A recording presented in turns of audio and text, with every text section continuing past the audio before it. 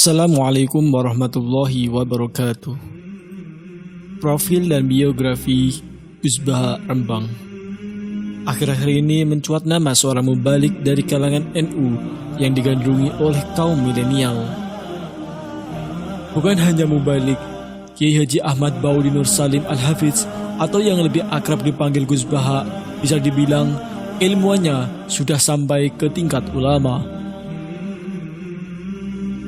Sulit ditemukan orang yang sangat memahami dan hafal detail-detail Al-Quran hingga detail-detail fikih yang tersirat dalam ayat-ayat Al-Quran seperti Pak Baha. Demikian kata Profesor Quraisy Shihab. Gus Baha memang idola banyak orang. Walaupun namanya sudah dikenal khalayak luas, akan tetapi kesederhanaan beliau tidak banyak berubah. Penampilan beliau yang apa adanya dengan kopiah hitam, kemeja putih, dan sarung menjadi ciri khas beliau. Berikut ini merupakan pembahasan selengkapnya mengenai profil dan biografi Gus Baha Rembang. Gus Baha merupakan putra dari seorang ulama ahli Quran, yaitu Kiai Haji Nur Salim Al-Hafiz dari Desa Narukan, Kecamatan Kragan, Kabupaten Rembang, Jawa Tengah. Kiai Haji Nur Salim adalah murid dari Kiai Haji Arwani Al-Hafiz Kudus dan Kiai Haji Abdullah Salam Al-Hafiz Pati. Beliau lahir pada tanggal 15 Maret 1970 Masehi atau 7 Muharram 1390 Hijriah. Jika dirunut dari silsilah keluarga ayah beliau, inilah terhitung dari buyut beliau hingga generasi keempat, kini merupakan ulama-ulama ahli Al-Quran yang handal. Silsilah keluarga dari garis ibu beliau merupakan silsilah keluarga besar ulama Lasem, yaitu dari Bani Mbah Abdul Rahman Ba'asiban atau Mbah Sambu yang besarnya ada di area Masjid Jami Lasem, sekitar setengah jam perjalanan dari pusat kota Rembang. Pendidikan Gus Baha. Pada waktu kecil, Gus Baha mulai menempuh gembelengan keilmuan dan hafalan Al-Quran di bawah asuhan ayahnya sendiri. Pada usia yang masih sangat belia, beliau telah menghatamkan Al-Quran beserta qiraahnya dengan lisensi yang ketat dari ayah beliau. Memang, karakteristik bacaan dari murid-murid Mbah Arwani menerapkan keketatan dalam tajwid dan makhrajul huruf. Menginjak di usia remaja, Kiai Nur Salim menitipkan Gus Baha untuk mondok dan berkhidmah kepada Syekhona Kiai Haji Maimun Subair di Pondok Pesantren Al-Anwar Karangmangu, Sarang Rembang, sekitar 10 km arah timur Narukan. Di Pondok Pesantren Al-Anwar inilah beliau terlihat sangat menonjol dalam ilmu syariat seperti fikih, hadis, dan tafsir. Dalam riwayat pendidikan, dari kecil hingga beliau menjadi pengasuh pesantren warisan ayahnya, Gus Baha hanya mengenyam pendidikan pesantren dari ayahnya sendiri dan pesantren Al-Anwar asuhan Mbah Mun. Selain mengasuh pondok pesantren, Gus Baha juga mengajar di Lembaga Tafsir Al-Quran Universitas Islam Indonesia UII Yogyakarta dan juga diminta mengasuh pengajian tafsir Al-Quran di Bojonegoro. Di UII, beliau adalah ketua tim Lajnah Musyab UII. Timnya terdiri dari para profesor, doktor, dan ahli-ahli Al-Quran dari seantero Indonesia seperti Profesor Dr. Quraisy Shihab, Profesor Zaini Dahlan, Profesor Sohib, dan para anggota Dewan Tafsir Nasional yang lain. Suatu kali, Gus Baha ditawari gelar Doktor Honoris Causa dari UI, namun beliau tidak berkenan.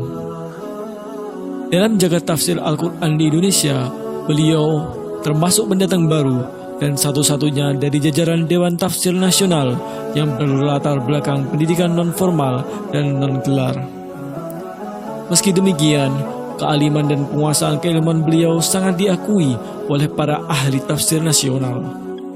Hingga pada suatu kesempatan, pernah diungkapkan oleh Profesor Quraisy Shihab bahwa kedudukan beliau di Dewan Tafsir Nasional selain sebagai mufasir, juga sebagai mufasir faqih karena penguasaan beliau pada ayat-ayat ahkam yang terkandung dalam Al-Quran.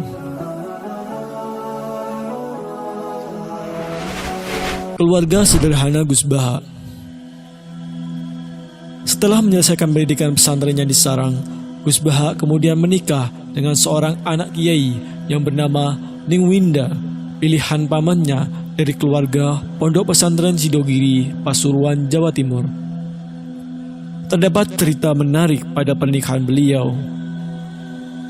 Sebelum lamaran berlangsung, Gus Baha terlebih dahulu menemui calon mertuanya dan mengutarakan sesuatu.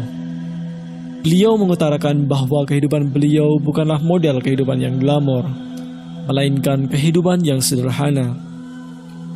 Beliau berusaha untuk meyakinkan calon mertuanya untuk berpikir ulang atas rencana pernikahan tersebut.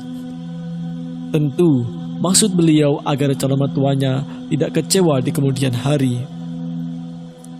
Namun, calon mertuanya saat itu hanya tersenyum dan hanya mengatakan, "Klop alias sami mawon, kalih kulo, sama saja dengan saya."